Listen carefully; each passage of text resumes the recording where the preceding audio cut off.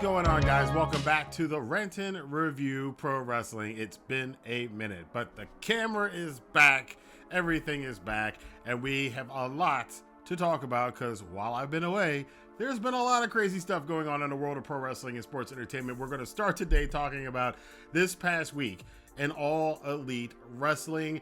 If you are new to the channel, however, I implore you to help out the channel with the YouTube algorithm. We all know about that algorithm. It likes to let people know about stuff. So the way it does that is if you hit the like button, and while you're down there, you might as well hit the subscribe button and the notification bell to let other AEW fans know about this video. But let's talk about the cavalcade of things that have happened over the last week in AEW. So let's get to the biggest thing first off. We know the biggest thing that came up this past week is this whole situation involving the Elite and CM Punk. And apparently, as we heard first time last week, not this past week, but the week before on Dynamite, Tony Schiavone mentioned the Elite for the first time since the All Out Fallout.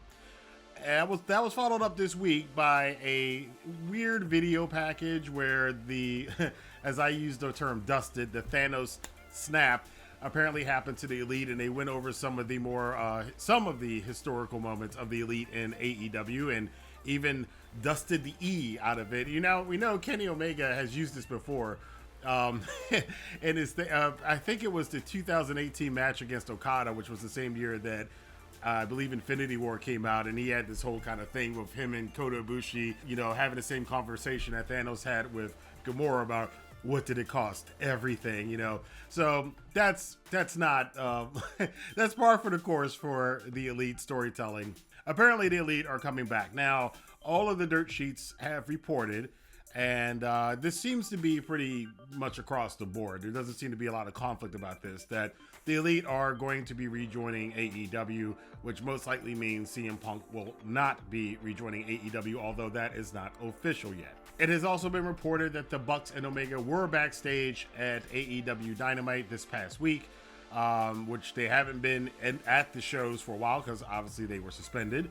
And now that they are back there, they are, I guess, planning on how their return story is going to work out. A lot of people are pointing to the Trios Championship and possibly a Trios return for them to go after the titles that they won and then had immediately stripped away from them. So only time will tell what the story is with that.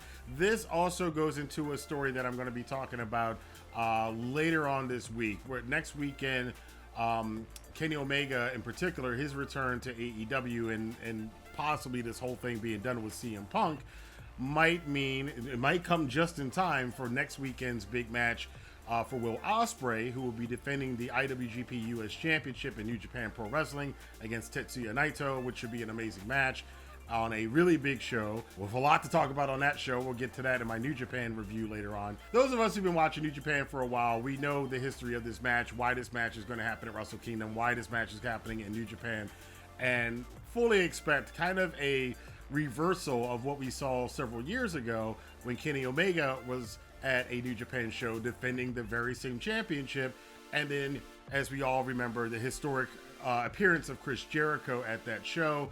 So I'm kind of thinking that they might do a similar thing in New Japan coming up November 5th and 6th when that next show is happening with Ospreay. That Ospreay will be confronted either by Kenny Omega in person or through a video package. But that's as far as the Elite side. CM Punk reportedly has talked about, and this is starting to make sense now as we're finding out more and more stuff from the parties involved, that his dog Larry apparently, reportedly, allegedly needed dental work because when the Bucks kicked in the door hit Larry and hit his teeth and messed his teeth up. So that's, some people are saying that's true. The Bucks and Omega's camp and other people are saying that that's completely false.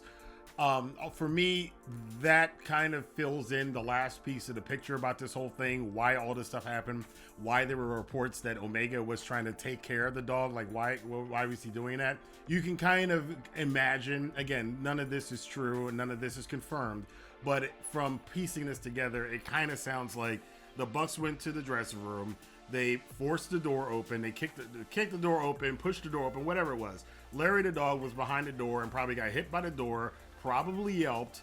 This is all speculation, and We know how CM Punk feels about his dog, and he probably just flew off in a rage and hit Mac Jackson, who came into the room and opened the door and hit the dog. Now, the whole thing kind of makes a little bit more sense now that we're finding out about this stuff.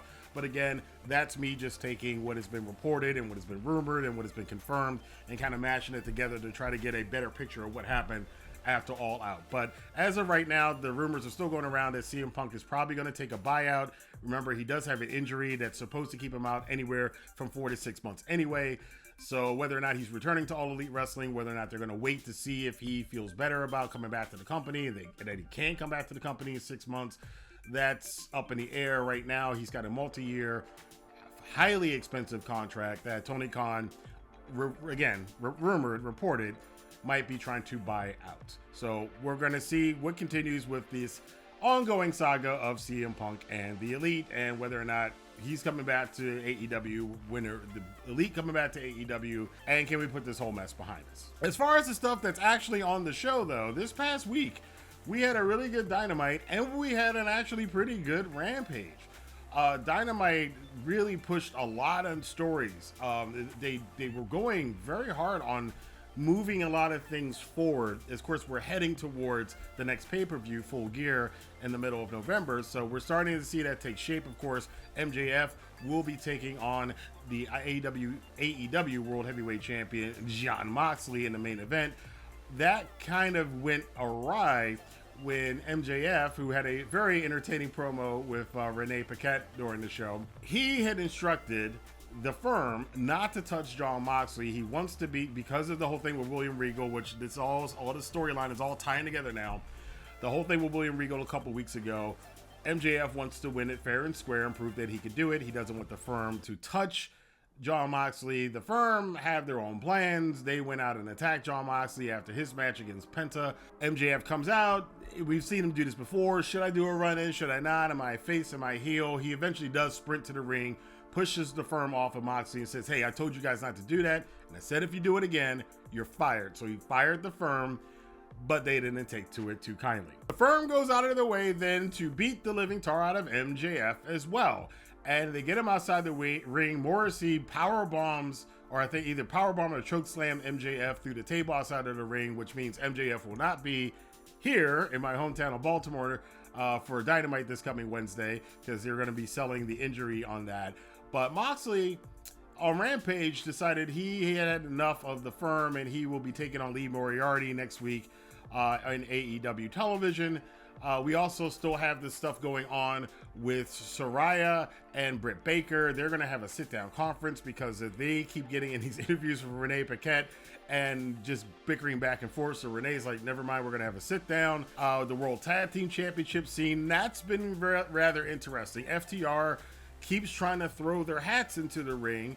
They did have a number one contenders match against Swerve and Our Glory this past week, but thanks to the Ass Boys, the Gun Club, the Ass Boys, they did not win the match. There are a lot of fans who are getting up in arms about FTR and their booking, and that's mainly because FTR made a comment about it, and they're friends with CM Punk, so that a lot of people are drawing conclusions, jumping to conclusions that are not substantiated at all. FTR has been on quite a few AEW shows, but they've also been on quite a few New Japan shows over the last month. So they have been on Dynamite, they've been at Battle of the Belts, they've been at the pay-per-views, they've been in AEW. But as multiple tag team champions right now, not only does the victory by Swerve and Our Glory guarantee Swerve and Our Glory get the AEW title rematch at Full Gear against the Acclaim, consequently, you could get Swerve and Our Glory challenging for the AAA title, the Ring of Honor titles, or the IWGP World Tag Team Championships, which I would be interested in seeing any of those. I'm not sure if that's the angle they're going to take with that, but that's definitely a possibility. Swerve was not done, though, because on Friday night on Rampage, as I mentioned, Rampage was actually significant in what happened on it this week. Keith Lee had a squash match against Serpentico, which lasted like 12 seconds. And afterwards, the Acclaim came out and they were like, hey, we don't know where Billy Gunn is. We know Sneaky Swerve isn't around. What do you know, Keith Lee? Keith Lee, of course, doesn't know anything about what's going on. And then we cut to this video package. This was a very WWE sports entertainment kind of segment where Swerve, celebrating the holiday season of Halloween, has Billy Gunn tied up in some dark room with a single light on it. And Billy Gunn is not feeling this at all. He's like, whatever you're doing, this is stupid. You're not a director. This is dumb. And Billy trolling Swerve was freaking hilarious because Swerve is trying to be all like, I'm crazy. I'm psycho. I'm going to get you. And Billy Gunn ain't having none of it. He's like, I know you think I was the reason that you lost the titles. And Swerve's like, yeah, you were. He's like, no, you're just not that good. But things then got a little bit more serious as Swerve, they did it off camera. Well, they're alluding to the fact that Swerve cut off Billy Gunn's finger, and that, a little bit weird there. But this, of course, being AEW, you never know what's true. We didn't see the severed finger, kind of like we didn't, this reminds me of that the very first Black Mirror episode. Did we see the bloody finger? We didn't see the finger. They just implied that it was. So is it possible, I don't want to throw this out there, that Billy Gunn might be turning on the Acclaimed? I don't think they're going to do that. They're making so much money off that daddy ass thing. I can't see them having Billy Gunn turn on the Acclaimed, but it does kind of probably more ask questions of this ongoing thing, or on again, off again with Keith Lee and Swerve Strickland, and are we going to see that play out in the pay-per-view? We probably will. Jade is still chasing after Nyla Rose for her TNT Championship that Nyla has stolen and is not returning and having very weird promos about. But Jade had this really awesome looking promo on Friday when she was doing chin-ups, talking about she's coming for Nyla Rose and she wants her belt back. So this is actually a little bit more interesting as far as the TBS title is concerned. The TNT Championship that Wardlow holds, it does look like they are doing something that I have suggested both on this channel and on Twitter, about turning the TNT Championship into kind of the heavyweight, the powerhouse, the Bruiser Championship. They've got Wardlow teaming with Samoa Joe, which eventually could wind up being a match in itself.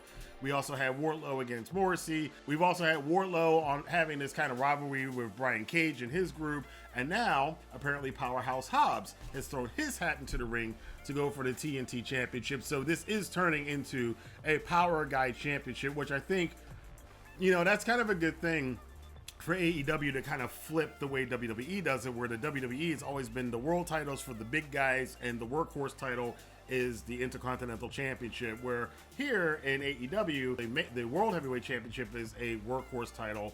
Meanwhile, you're looking at the TNT Championship more as the big guys championship, and I hope they establish that and keep that going. The thing with titles, as we've seen recently in New Japan, is that they should have an identity to make them worth something. And the TNT Championship hasn't really had much of an identity. It just kind of was the secondary title, then it was Cody's title, and it's been kind of in limbo for a while. But them establishing it as a big guys championship, given the fact that they've got the All-Atlantic Championship now, that can be another secondary workhorse title, I think it makes sense to make the TNT title, at least in the interim, a big guys championship. Danielson and Wheeler Yuta and Claudio are having a lot of problems in the Blackpool Combat Club. It looks like the sports entertainers in the Jericho Appreciation Society are starting to cause a rift within the Blackpool Combat Club. How far that's going to go, we don't know. Jericho is still on his mission to wipe out everybody from Ring of Honor.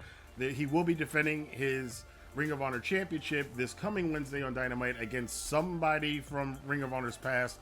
A lot of people think this might be Colt Cabana. If it's Colt Cabana, I think that's it would be kind of seen as rubbing it in CM Punk's face a little bit, but who knows? It very well could be. It could be anybody, given Ring of Honor's history.